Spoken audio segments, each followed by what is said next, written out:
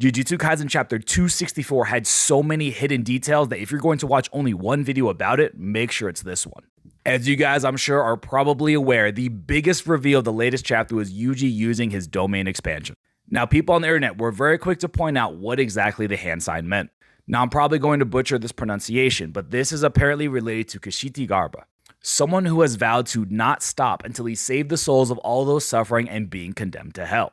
But it doesn't just stop there, and not only is this going to be referring to Gojo, but also to Yuta Akutami as well. So upon further research of Buddhism, Kshitigarbha is known for his vow to take responsibility for the instruction of all beings in the 6 worlds between the death of Gautama Buddha and the rise of Maitreya.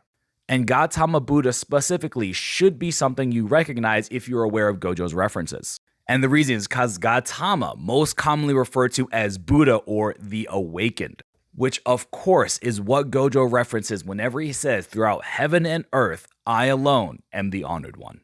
Yes, believe it or not, this is all circling back to everything Akutami has wrote in the past. But hold on, because it gets even better. Remember, we mentioned 2 people, 1, Gautama Buddha, and 2, the rise of Maitreya.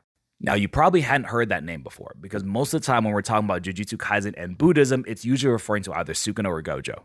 But this one is specifically referring to Yuta, and let me show you why. For one, Maitreya is literally referred to as the future of Buddhism.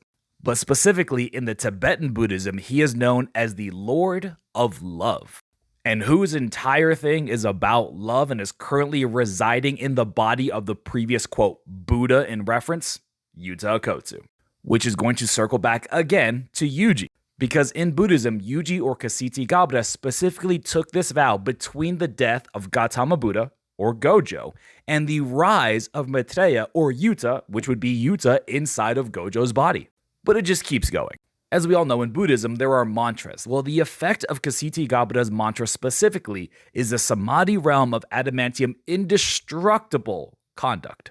And why is it that Sukuna specifically hates Yuji? Is because of his indomitable spirit, his unbreakable spirit, his indestructible spirit.